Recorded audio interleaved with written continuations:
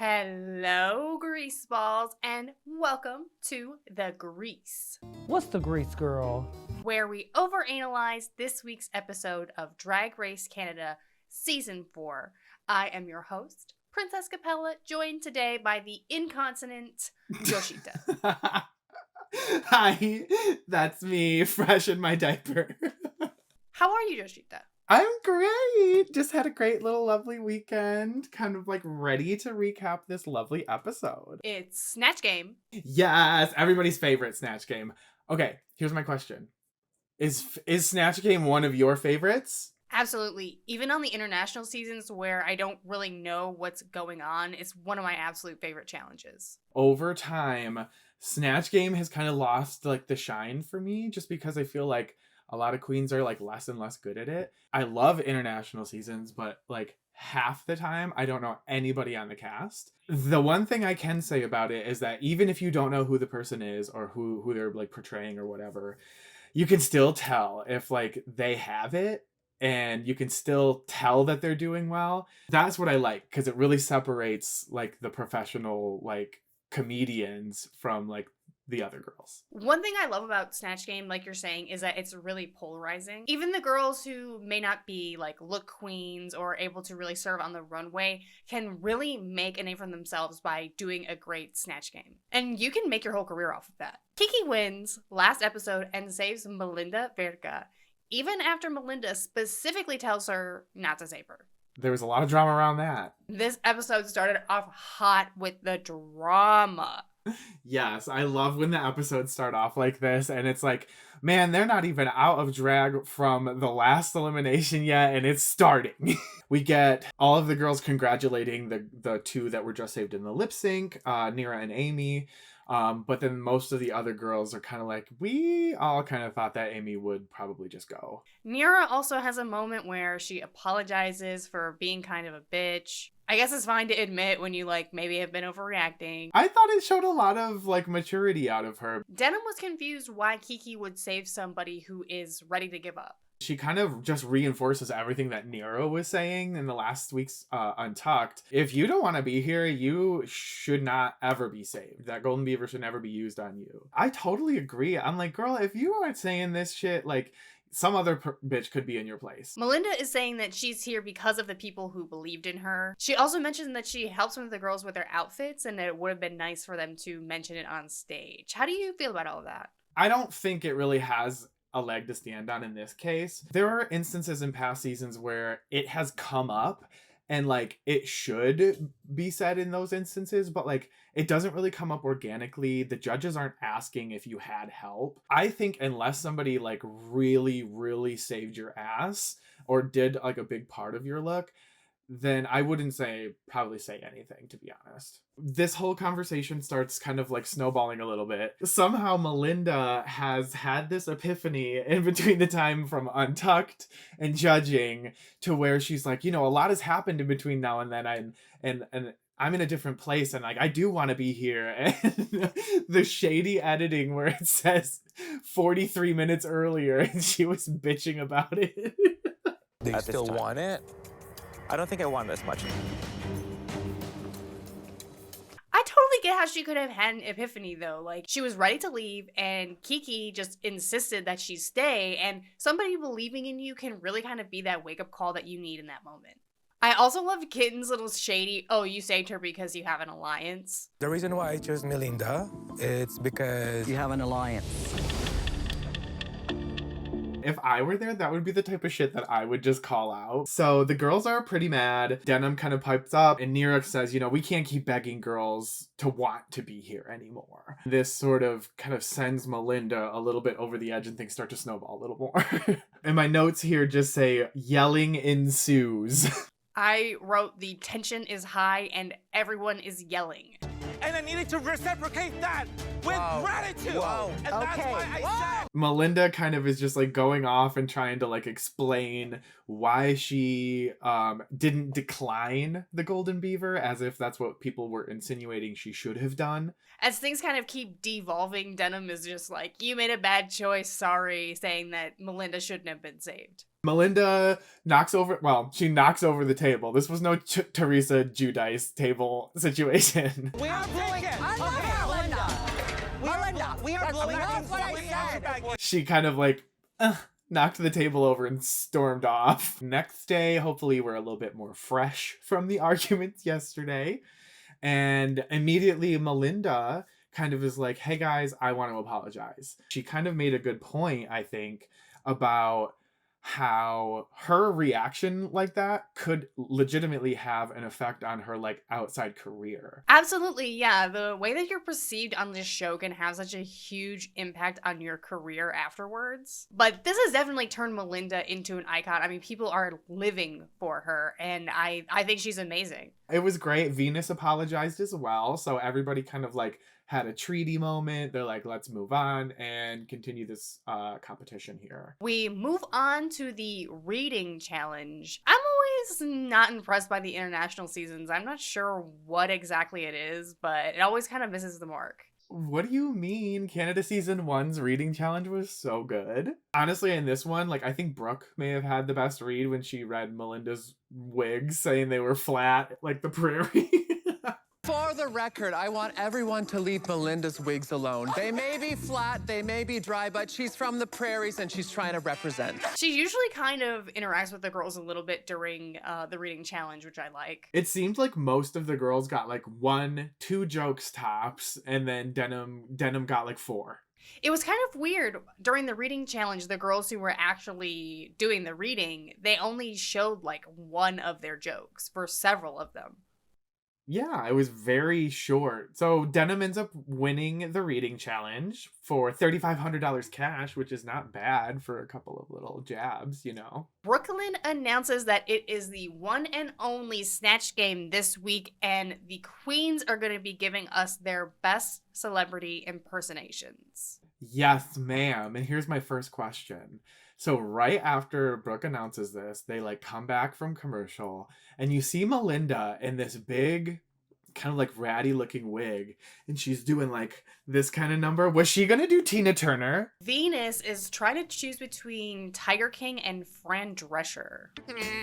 We've had a couple Frans in the past and none of them have really done incredibly well. It was kind of there, and I'm sure Venus probably knew enough about Fran Drescher to probably give some good quips, but it just seemed like she could go way further with Joe Exotic. I also really kind of thought it was cool because you see Venus struggling because she came prepared to do Fran Drescher, and she's realizing that Joe Exotic's probably a better idea and that she really has to do it, even though it's a risk and she doesn't really have the look ready.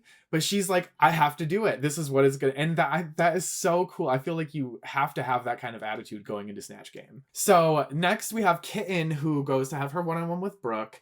And she tells us that she is going to be doing Jennifer Coolidge, who I think is right up Kitten's alley. But she also says that it could be interesting because there's also another Jennifer Coolidge, aka Near Enough, who seems to be poured in concrete, not budging from the role. This is what I came with and this is what I'm doing. I'm doing Jennifer Coolidge and it's not changing. It's almost kind of stupid to not plan 2 characters at this point. Kitten mentioned she also had Ethel Merman prepared, which also would have suited her really well. I honestly love that neither of them changed and we end up having 2 Jennifer Coolidges. It's never happened before. It was very iconic and it was like, okay, both bitch was like, this is what I'm doing and I'm gonna test you for it. So Josh, it's the Snatch Game. What character do you have in your back pocket? So I have considered this for many years. I'm sure you have. Roseanne Barr. Oh my gosh. I feel like I could do the voice in like that grading moment. I have such a great idea for Beethoven. Oh, really? Yeah, because I come from a classical music background, so I have a lot of just knowledge on the subject, which doesn't necessarily mean it'll be funny, but he's also deaf, and I feel like if you just put on a crazy-ass powdered wig with like an ear trumpet and act like you can't hear anybody the whole time, it would be killer. That would be pretty hilarious. I feel like by my performance, I would be either a bottom or Elim on that moment. You think? Yeah. I would get so scared about Snatch Game. But you're so funny. I feel like you would do really well. Oh my god. Well, let's do it. All right. So we have Amy Yonsei Chanel, who decides to go with Jesus Christ. But she mentions kind of in the walkthrough too that it's going to be gay black Jesus. I felt like it was kind of like the polar opposite of Trinity the Tuck's gay devil. This is also the second Jesus that we've had this year because we did have Ashley Madison on Down Under. And she won with that. which is crazy. Nobody saw her winning anything. I think overall, Amy did okay. It had really funny moments, but it needed to be pushed a little bit further. Yeah, I feel like based on the overall performance of all the queens, this was a safe performance. Then we have Aurora Matrix as Emperor Xiao Bing.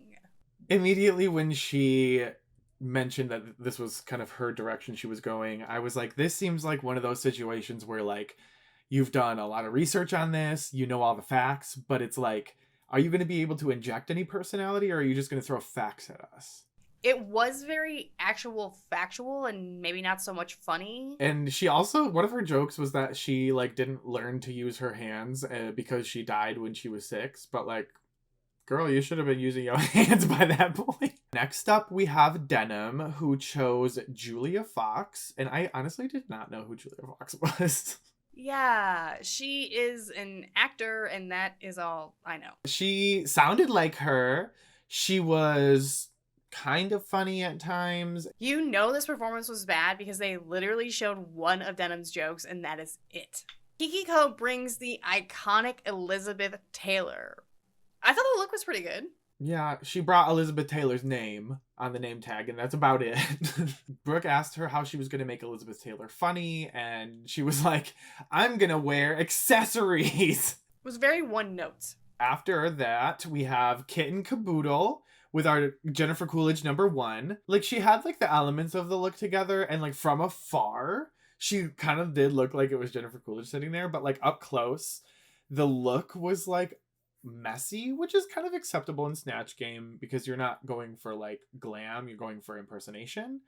But the look was a little lacking compared to the other one. However, she was really good. She sounded like her. She was funny. She had good timing. Now, I'm a hater, but everybody was gagging over this Jennifer Coolidge, and I thought it was just okay. Like, honestly, Kitten's speaking voice, like regular speaking voice to me, sounds more like Jennifer Coolidge. Mira's voice, it's more of a caricature because it's not exactly like her voice. Like, of course, she doesn't have a super exaggerated, raspy voice. But when you're doing Snatch Game, we don't want an exact impersonation. We want that caricature that's super recognizable. I thought she did a good job for the whole of the crew. I thought she was very active in like the volleying. I do agree with you. I do think Nira sounded way more on the nose. She sounded way more like her. But I feel like Kitten added a lot more to the fray of it all. Kind of to go along with Kitten, we obviously have Nira doing Jennifer Coolidge as well. Like Princess said, she had the look together. She sounded more like her. And she did have good jokes. She had some good volleys. I was honestly surprised that Nira did as well as she did. Overall, I thought that Nira did pretty well. I agree with your notes just on the look and the voice. She did seem to have a couple good jokes in there. What I really wanted was for the Jennifers to interact a little bit more because they were sat right next to each other. Luna Dubois as Mary M. Cosby. Now, were you familiar with this Cosby character? No, I was not. All I knew was that it was one of the housewives. I'm always kind of like, when people do a housewife, I'm like, they're not necessarily easy to kind of make funny like that unless you do one of the really iconic, like, just hammy ones. See, I think production was really trying to serve as a great Snatch Game because they had Jesus, Manny Pacquiao, and Mary M. Cosby, who are all like fairly religious, sat next to each other, and they all could have played off of each other. And they sat both of the Jennifer Coolidges next to each other. But it just didn't seem to work out that way. Okay, so next we have Melinda Verga, who plays Manny Pacquiao, who I also had to Google. Did you really? Yeah, girl. Super homophobic. See, and I think it's iconic when someone will play a homophobic character because it's kind of like sticking it in their face. Right. And be like, you're on a drag show. Melinda did a great job. Like, I feel like none of us are very surprised that she was like very comfortable sinking into the role. She clearly had the best volley with Brooklyn. The joke that she had about Jesus was absolutely hilarious. Linda definitely had the best overall improv and the best volley. I still was just a little disappointed, I just think, overall with the Snatch Game. I was just missing some of that interplay in between the queens. But I did think that Manny was great. I loved that she went for the accent. If you are of that culture, go ahead and use that to your advantage, dude. Finally, we have Venus as Joe Exotic. And are you a Tiger King fan? Yeah, I watched Tiger King when it came out back during the COVID times. I think she did a good job with it. But like, it's kind of like you said, like even out of the top players in this Snatch Game, I was still expecting more. It was just overall underwhelming, or just like whelming. So I think Venus had my favorite Snatch Game performance. But I'm a really big Tiger King fan. I've been following him before the documentary just because I'm into politics. I do want to say this wig is not a mullet. This wig is not a mullet. You could have cut that wig. Secondly, Joe Exotic's teeth are not fucked up like that. But, I mean, I guess for the character it's fine, but I'm just saying he does not have fucked up teeth like that. Thirdly, that was just a southern accent, okay? Joe's voice does not sound like that. He has a really high-pitched, grating, super annoying voice. And she was just doing, you know, random southerny voice, which was fine. But I'm just saying, not exactly right. You did a good job, but just saying. Just saying, love Princess. Love you.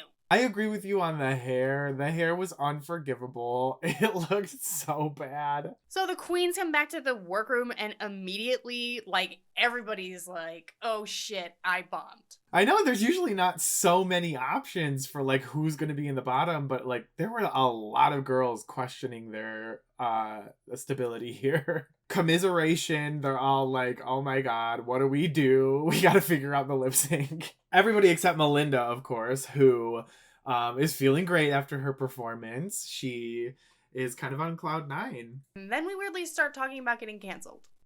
We sure do. Oh, wasn't this when Melinda brought up about her blow up the week before and social media and how that played into... Okay, yeah. Certain queens who don't necessarily perform well or like have a bad fight or fight against a fan favorite, like that shit can really affect like when they go to DragCon and there's nobody at their booth. Everybody can learn. We can all have a growing moment. Like we all have ugly times where we're just being bitches and shit. So I thought it was nice that everybody was receptive of Melinda being like, I'm so sorry, I like am a fuck up for yesterday. If you want things to change, you have to have space for people to change. For the runway, we have Jada Essence Hall as the guest judge, and she is coming out like a very like cute like blazer look with pants and covered in chains. She's got braids going on, looking so handsome, just waltzing down the runway. I fucking love Jada Essence Hall. I love Jada. I loved her on her seasons, and I have really been enjoying the Rue Girl judges. Tracy is in this black one-piece jumpsuit. It's fine. I didn't mind this because she looks fucking snatched in it, and like I think that was probably the point of this outfit. However, I fucking hate this look on Brad. I don't know what is going on with this. Who wears pants with a kilt? My point exactly. Why? That's exactly what I said when I watched it aloud. I was like, why is he wearing pants with that? Girl, do it over. Then we have the queen herself, Miss Brooklyn Heights, absolutely murdered this look. She said, you know what? I am going to show you guys how Melinda Verga should have done that coat last week. And she said, I'm also going to put on a big cunty red wig for the girls. And she looks amazing. She looks fucking amazing. I love Brooke Lynn. She always turns a look. Yes, and I love that she's not wearing a necklace. She's just showing like her whole décolletage. She's got her chest greased up. The runway theme is steampunk, and I was so excited when this started. I actually thought of you when they announced it. I was like, oh my god, Princess is gonna love this runway. And I was like, I was like, we haven't really seen this before, have we? Spoiler alert, I didn't like anything! Okay, after the fact, I was like, ooh. We're gonna start off with Amy Yonsei Chanel, who said, fuck that, I'm gonna be a pirate. What do we think? Is this grease or is it gross? I'm gonna go ahead and say this is a gross. It's like she looked up steampunk and saw goggles. Got it. Okay. I like where it was going, I think. And I think her makeup looks really, really nice this episode, but this is gross. On to Aurora Matrix, serving some arachnid realness. I was very happy that my girl came through, in my opinion, in this case. I feel like she was the other person who understood the runway assignment. I love the look. I do wish that she would have went a little bit further with it, maybe made it a little dirtier or a little rustier, or added some more just stuff onto it to give it kind of like that sort of like post-apocalyptic feel as well. Makeup looks great as always. I cannot stand her and her fucking face. She looks beautiful. So I give this one a grease. I'm greased as well here. I do agree though, and I'm glad that you said this. It could have been pushed a little bit further. The spinneret on the back of it looked kind of just like a pillow, and some of the accessories, it kind of could have been a little bit more. I do overall really like this. I like that this a spider. It kind of reminds me of the scene in the Wild Wild West movie, which I think a lot of people use as a reference when they think steampunk. Next, we have denim. What did you think about denim? Denim definitely understood the assignment and they went in a different direction than everybody else, which I like.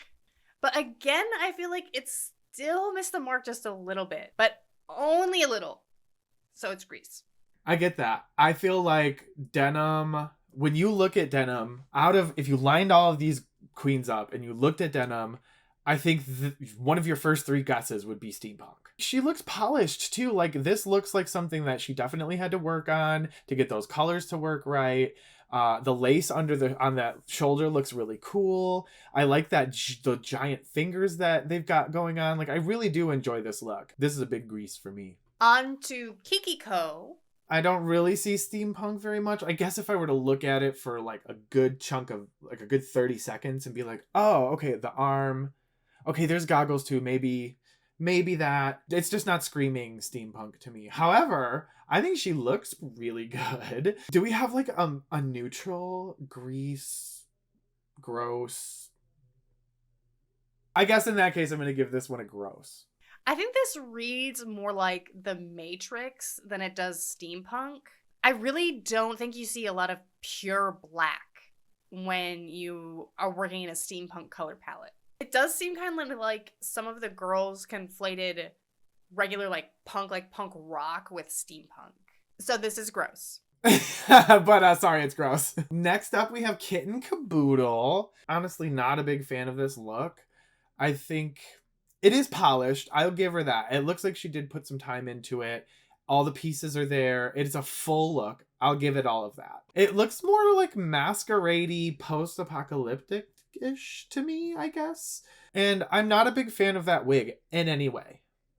I'm giving this a gross. I totally agree. It seems like there was a couple of girls that went like masquerade. I don't know why there are so many people that are wearing like a half masquerade mask. This could have been so good because this color palette on her looks so nice, except the wig. But the bustle on the back of it needs to be like 8 times as big. It's gross. Coming to the stage is Luna Dubois. She looks hot. That's my problem. She looks so good. The ass? Hello? Like, are you joking right now? Again, I'm mad at it. I'm 100% mad at it. Like, it is not steampunk. It is like Catwoman, first of all. You put a top hat with glasses on it. That's like, girl. I'm not sure why the big giant sleevey things are there. I think it could go without it. I'm really mad. Gross. Yeah, this is gross. She looks amazing. I know. You're so hot. Gross. Next we have Melinda Verga in her all black fantasy. Again, it's all black and it's a top hat with goggles. I don't know where. Okay, everybody gets accepted to Drag Race, right? They get their phone call, they tell them all the runways or something, and then like 2 weeks before filming, they get another phone call saying, hey, we changed one of the runways, it's steampunk now. So then everybody goes to Amazon and then just buys the same exact thing. It's not a good trend alert. This is gross to me. It looks good, but it's not on tonight. It's not on tonight in any way. This is a good look for Melinda. I'll give it that. And she does look good. Her makeup looks miles better than it has looked. But this is in no way steampunk.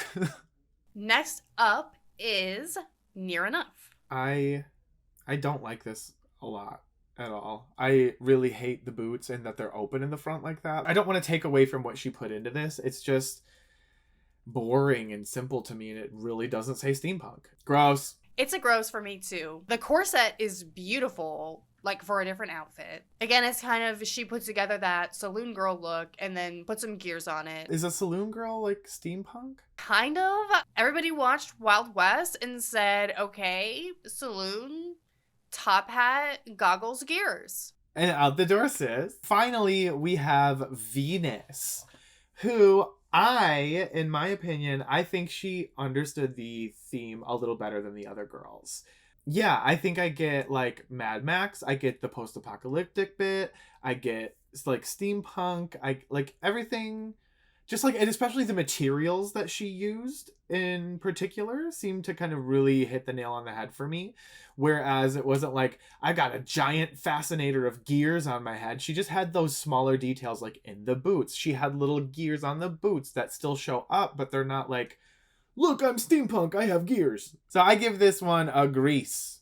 I agree. I love that she came out and she had the smoke effect on the gas mask. I was really waiting for somebody to do something like that. I like that she went a different direction, but she's still in the theme. And I agree, it's very kind of Mad Max, and there's definite overlap there. To me, the main difference is Venus doesn't look like she's wearing a costume. She looks like she's a character in a specific universe, where a lot of these other looks just seem like a costume character. She is the character. The judges announce that we have the safe girls, who are Near Enough, Amy Yonce Chanel, and Denim. In the bottom is Kiki Ko, Aurora Matrix, and Luna Dubois, which leaves us with Kitten Caboodle, Melinda Verga, and Venus in the top. Then we have Brooke announce that Melinda is the winner of the Snatch Game Challenge. She has redeemed herself from last week, and she is awarded the Golden Beaver this week. I bet she is so happy she did not leave. This was her opportunity to like stomp on it, and I feel like had she done kind of that mediocre like mid-range, they could have still put her in the bottom and sent her home. Once we get backstage, Luna immediately starts pleading her case and says if she gets the beaver, she is going to make that count. I'm wondering what she meant, and I guess it could be left up to interpretation, but make that count. Is that like her reaching out for an alliance, or is that her saying, I'll do better in the future? Kiki kind of pulls the same card that a lot of the girls did last week, and she kind of is like, don't save me because I'm your friend, and blah, blah, blah. And we also have had Nira kind of punch in the fact that nobody should get the beaver twice. Melinda says she doesn't feel like she needs to repay Kiki for saving her last week, but like, I don't buy that. I feel like she already said that she like is so grateful, and like she was able to stay and win because of that. So I think that's definitely still in the back of her mind. Aurora admits that this week was a little bit of a stumble for her. But even though she didn't do well in the Snatch Game, she definitely had a great runway.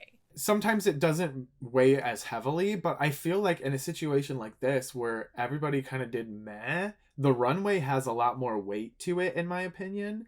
And I think Brooke is somebody that would take that into consideration, considering her Snatch Game and her runway on Snatch Game that she used to kind of like try to get herself out of that hole. Didn't work, but you know, Aurora's like, my look was probably the best out of the bottom three, which I kind of agree with.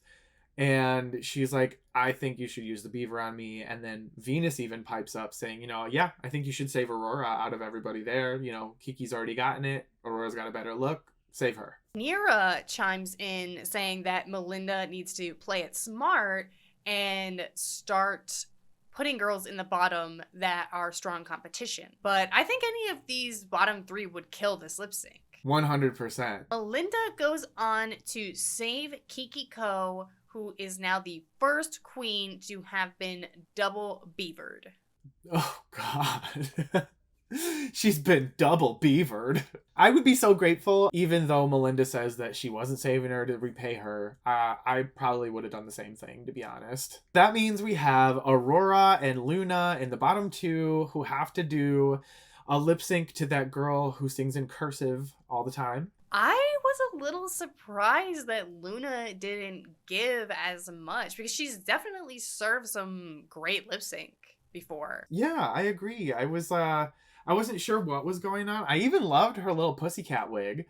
I thought it looked great. Her face looked amazing. Her ass was so hot. It was, from the get-go, kind of just felt like, okay, this is here for Aurora, I guess. Aurora was giving arms and nails and gestures and gesticulation. I mean, she just went off.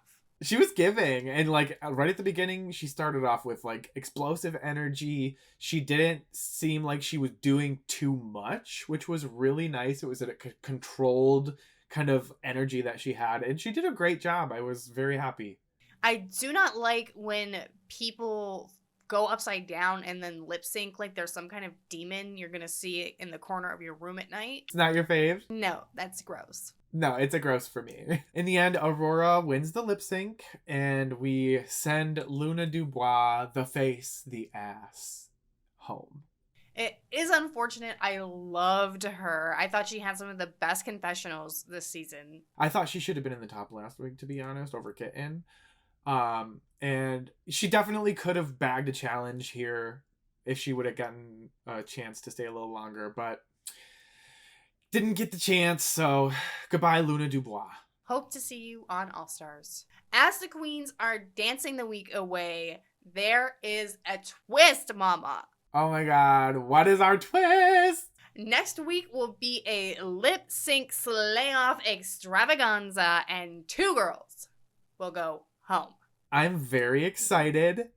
And I'm even more excited because 2 queens are going to go home. So that really ups the stakes for these girls to be like, holy shit, I have to perform. Who do you think's going to do well? I think we're going to see Aurora for sure. And I think Nira is going to pop off. I also think Nira will do pretty well. And because like part of it, when they announced it, she was like, yes, I'm so ready for this. She's like, I'm going to eat these girls up. And I'm wondering to see how Venus does too. Like, I'm curious to see. I think she'll do pretty well. So obviously I hope Aurora does well because I'm in love with her. All right, Joshita. Who is your best hair for this week? For best hair this week, I ended up going with Kiki. I ended up liking her runway look, like the giant ponytail that she had on that. It was really like detailed and intricate, and sometimes those look like a horse tail to me, and it did not look like that. It looked really good, so I gave it to Kiki this week. I gave my best hair to Denim. I don't know how they got those little pigtails to stay together like that, but it was very cool. Who do you have for best mug? Now, this might be controversial, but I have Aurora Matrix for my best mug this week. Controversial. All right, so this week I actually gave mine to Luna. It could be because she lip synced and we had to see so much of it under the lights, but like she looked good the entire time. And finally, who is getting your vote for best dressed? Honestly, for best dressed, I picked Denim. I thought Denim's look was very cohesive. I thought it was on theme, and I am very happy with this look. And my best dressed goes to Venus. With the lip sync slay off next week, who do you think is going home? 2 girls are gonna go home. Honestly, Melinda might have trouble. And dang, I don't know. Maybe Melinda we might have to look out for. I think Denim might struggle a little bit, though that kind of seems obvious, so maybe, they're gonna pop off, who knows? I cannot wait to see who's gonna go to head. I can't wait to see what the songs are. I hope we get another, good bop like we had with Come Through. I want some iconic songs. I want some moments for this lip sync, whatever they called it, slay off. Slay off. A greasy slay off. They're gonna grease up the stage. Grease up this sled, mama. Gross. Gross. Okay, we did it.